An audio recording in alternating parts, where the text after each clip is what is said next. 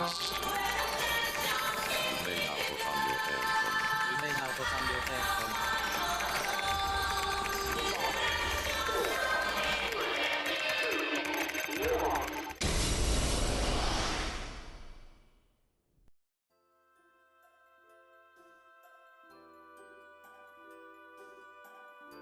Oi pessoal, tudo Genki? Aqui é o Kite do KiteCast e eu estou aqui gravando o episódio 2, ou seria o episódio 1, já que o primeiro episódio na verdade foi o episódio 0, foi o primeiro que eu gravei como um experimento.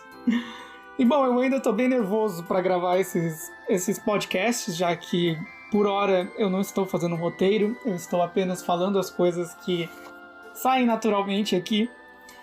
E, bom, eu queria muito ter falado mais sobre mim, sobre as minhas intenções com tanto o canal do YouTube que ainda não tem nenhum conteúdo, né, o Super Kite Road, quanto este podcast.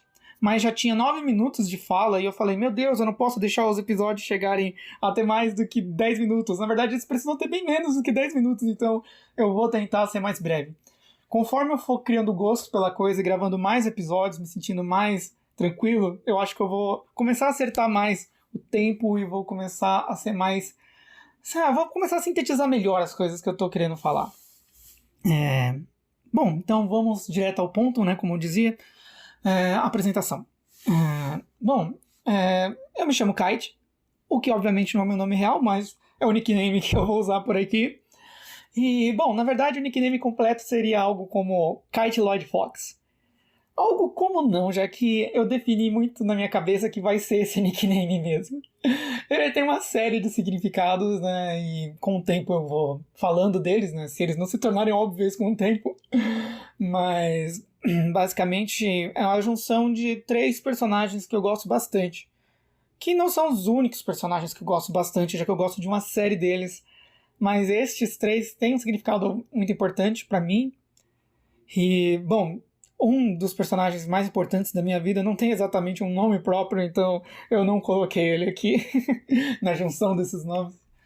Mas esses 3 personagens são muito importantes para mim, né? Eles são claramente, ou não tão claramente para quem não conhece, mas eles são personagens de games, não é? E como eu falei, os games têm um papel muito importante na minha vida, né? Sempre tiveram. E com o decorrer dos podcasts eu vou contando mais essa minha história com games, como que isso veio desde a infância, a minha vida na adolescência, ao início da vida adulta, e tudo isso foi cada vez mais se tornando parte de mim, a um ponto que por um momento eu cheguei a pensar que eu não deveria perder tanto tempo com isso, né, com aspas no perder, já que como conversamos no primeiro episódio, eu não acho que entretenimento é algo para se jogar fora, não é apenas distração. Mas com o passar dos anos eu comecei a olhar também para os games e a minha paixão pelos jogos, não como algo que eu devesse esconder das pessoas ou ter vergonha, mas como algo que eu devesse mostrar o quanto que é importante para mim, o quanto que trouxe coisas positivas para mim, não é? Então, bom, eu cheguei a levar isso inclusive para minha vida acadêmica aí nos meus anos, né, de faculdade, pós-graduação. E com o tempo vou ter mais oportunidades de falar também sobre isso, sobre a minha pesquisa com jogos e coisas assim. Mas neste segundo episódio, né, o primeiro, né, como queiram pensar, eu quero falar um pouco mais, né, sobre os tipos de jogos que realmente mexem comigo, né. Eu, desde criança, joguei videogame, né, o meu primeiro videogame foi um Super Nintendo, que na verdade foi um Super Nintendo que o meu irmão ganhou de aniversário, né? Quando ele tinha 8 anos. Eu tinha apenas 3 anos para 4. E, bom, o Super Nintendo fez parte da minha vida, né? Depois eu tive um Nintendo 64, que foi um console que eu ganhei num concurso. Eu conto essa história mais em outra oportunidade. E depois nós, né, eu e meu irmão, tivemos um PlayStation 1. E talvez no PlayStation 1 eu tive contato com um dos gêneros de jogos que realmente ia se tornar definitivo na minha vida, né, que são os jogos de RPG. Né, eu gostava muito de um jogo chamado Mega Man Legends, né, o Mega Man, aliás, o Rockman Dash no Japão, né, Eu joguei o Rockman Dash 2, que foi um game que veio junto com os jogos que nós compramos, né, com o PlayStation 1.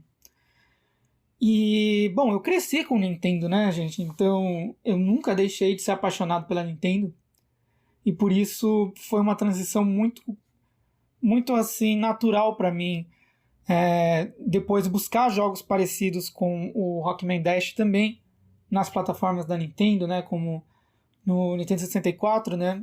Tinha o próprio Mega Man Legends para o Nintendo 64, mas eu não tinha esse cartucho. O Nintendo 64 foi também um console que me apresentou o Legend of Zelda Ocarina of Time.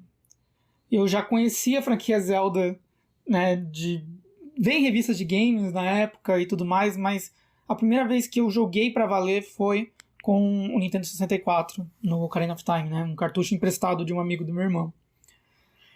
E assim, foi aquela sensação de, nossa, esse é o estilo de jogo que eu gosto, né?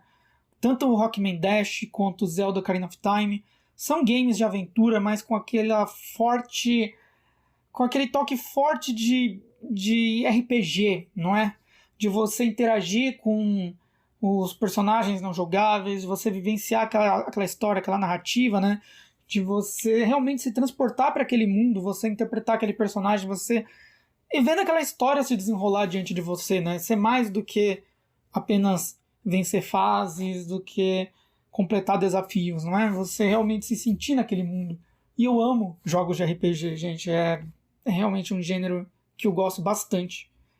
E como fã de animes e mangás desde criança também, eu sempre tive um afeto muito grande, né, pela esse DNA da criação, né, das histórias japonesas, da forma como elas são narradas, né, essas histórias sempre com muita aventura, com muita magia, mas também com elementos tão humanos, né, com tantas reviravoltas e tantas cenas e momentos emocionantes na trama, não é? Eu acho que todos vocês que leem mangás, animes, jogam jogos japoneses, né, sabem o quanto entendem isso que eu estou falando, não é? E bom, posteriormente outros RPGs foram surgindo na minha vida, né? Temos, por exemplo, o Dot Hack, né, que eu conheci também no PlayStation 2, né, e depois no GameCube o Tales of Symphonia, no mesmo ano, inclusive. E neste mesmo ano também conheci Persona, né, Persona 3. De que ano eu estou falando? 2008. Com isso a idade começa a ser entregada. Mas sim, este ano de 2008 foi muito importante para mim, pois foi um ano em que eu conheci essas 3 franquias, não é? O Dot Hack, o Tales of, né, a série Tales of, com Tales of Symphonia, e a série Persona com Persona 3. Persona 3 Fest. Eu ainda vou falar muito sobre essa época, sobre esse ano, sobre quanto que esses jogos foram importantes para mim. Mas por hora eu só quero deixar, né, esses 3 jogos aí, essas 3 franquias, né, como um exemplo das franquias que me movem, assim, né. E claro, eu deveria dizer 4 franquias, não é? Já que eu não posso esquecer The Legend of Zelda, quanto que essa franquia é importante para mim também. Então, nossa, se eu for começar a enumerar, são muitas franquias importantes para mim. Mas por hora eu vou falar dessas aqui, sobre como que esse gênero de jogo, um RPG japonês, realmente mexe comigo. Bom, pessoal, é isso. Eu ainda não tenho um bordão de despedida, então eu vou terminar por aqui o 2º episódio, né, do KiteCast. E a gente vai se falando. Até mais!